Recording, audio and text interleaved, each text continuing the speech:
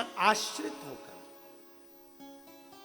भगवान शंकर पर आश्रित होकर, शिव तत्व पर आश्रित होकर ब्रह्मा जी तुरंत उसी समय पर माता पार्वती जी के हाथ में कागज देकर भगवान ब्रह्मा जी चले गए। अब पार्वती जी का वो 5वां प्रश्न अमरनाथ की गुफा में, 5वां प्रश्न माता पार्वती जी का अमरनाथ की गुफा में। पार्वती जी बोली, प्रश्न मेरा ये है प्रभु, सब कुछ आपने अपने हाथ में ले रखा है, क्या ब्रह्मा जी के पास कुछ नहीं? नहीं, ऐसा नहीं है पार्वती। तुम ब्रह्मा जी को कल काशी में भोजन करने के लिए बुलाओ, ब्रह्मा जी का निमंत्रण करो, काशी में आए भोजन करने के लिए। बोल दो ब्रह्मा जी से कि काशी में भोजन करने आए। शंकर भगवान ने जैसे ही कहा ब्रह्मा जी से बोल दो काशी में आने का, हाँ, उसका इस 5वें प्रश्न का उत्तर मैं तुम्हें काशी में दूंगा। चलिए ब्रह्मा जी के पास में निमंत्रण गया। ब्रह्मा जी काशी में भोजन करने में अन्नपूर्णा की पवित्र धरा पर, काशी विश्वनाथ की पवित्र भूमि पर पहुंच गए।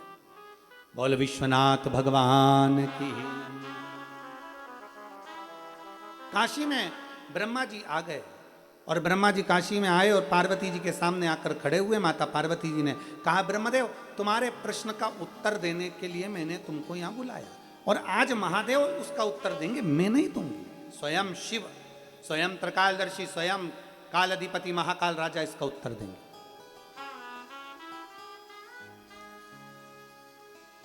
ब्रह्मा जी हाथ जोड़कर खड़े हैं। शंकर भगवान ने तुरंत कहा, क्यों ब्रह्मदेव, तुमने माता पार्वती जी से क्या कहा कि तुम्हारी नहीं चलती है? अगर हमारी ही चलती है, तुम्हारी नहीं चलती, तुम्हारी नहीं चलती तो काशी में इतने मुर्दे कहां से जलते? काशी में अपने गुड़गांव में गाड़ियां ओवरटेक करती है, काशी में मुर्दे ओवरटेक करते हैं। वहां मुर्दे जलाने की होड़ लगी रहती है, लोग मुर्दे को लेकर तुरंत जल्दी जल्दी पहुंचने का प्रयास करते हैं, मणिकर्णिका।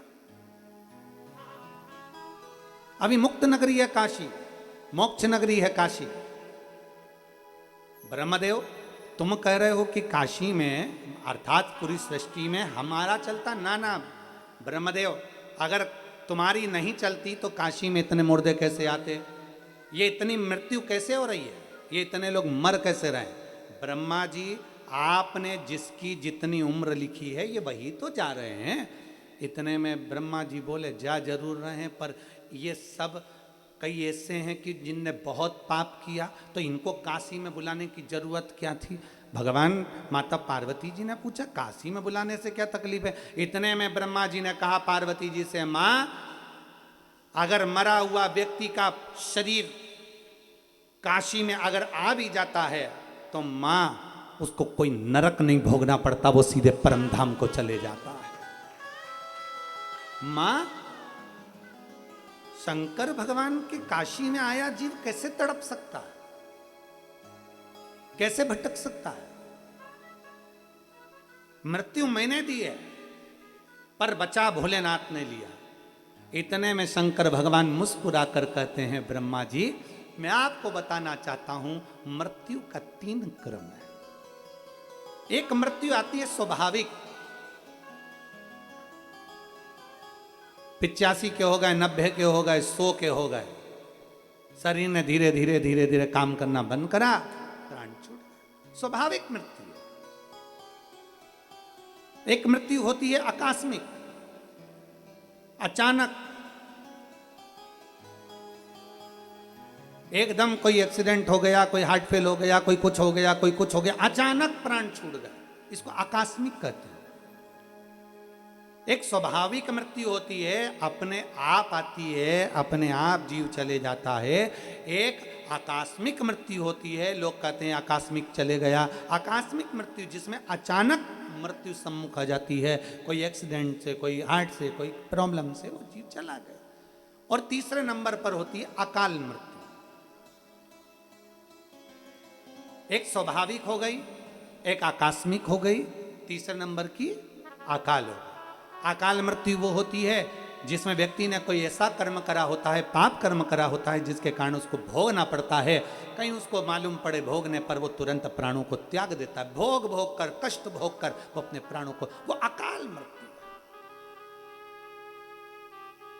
है। इसलिए शिव महापुराण की कथा कहती है, अकाल मृत्यु वो मरे जो काम करे चंडाल का, और काल उसका क्या बिगाड़े जो भक्त हो महाकाल का। जो शिव की आराधना करने वाला, एक स्वाभाविक मृत्यु है, आई उम्र के समय पर आई और जीव चला गया। एक आकस्मिक मृत्यु है, हार्ट बेकार हो गया, कोई ऐसी एकदम बीमारी लग गई, कोई एकदम तकलीफ आ गई, कोई एक्सीडेंट हो गया, आकस्मिक चला गया। फिर एक अकाल मृत्यु है, बहुत बहुत कष्ट हो गया शरीर, कोई कोर्ट में कोई केस हो गया, मालूम पड़े फांसी की सजा हो गई, मालूम पड़े किसी ने कुछ कर दिया, अकाल मृत्यु।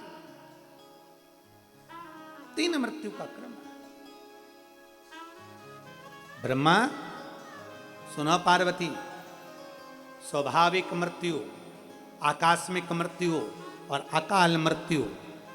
पार्वती, ब्रह्मा जी ने मृत्यु के 3 क्रम बांट दिए हैं। किसी की किस्मत में लिखा कि ये स्वाभाविक मरेगा, किसी की किस्मत में लिख दिया ये आकस्मिक मरेगा, किसी की किस्मत में लिख दिया ये अकाल मृत्यु से मरेगा। पर सुनो पार्वती, अगर कोई भूल से भी मेरे शिवालय तक पहुंच जाता है और मेरे शिवालय में जाकर जल चढ़ाना प्रारंभ कर देता है, तो उसकी स्वाभाविक मृत्यु हो, चाहे आकस्मिक मृत्यु हो, चाहे अकाल मृत्यु हो, अगर जल चढ़ा रहा है, बेलपत्र का सेवन कर रहा है, चढ़े हुए जल का आचमन कर रहा है, तो मैं उसके उदर में, हृदय में, आत्मा में विराजमान हो जाता हूं और उसको भटकने नहीं देता। वो चाहे अकाल में मरा हो, चाहे आकस्मिक मरा हो, चाहे वो अपनी स्वैच्छिक मृत्यु से मरा हो, तो भी मैं उसको अपनी गति प्रदान कर कर कैलाश धाम दे देता हूं। मैं उसको अपना धाम प्रदान कर देता हूं।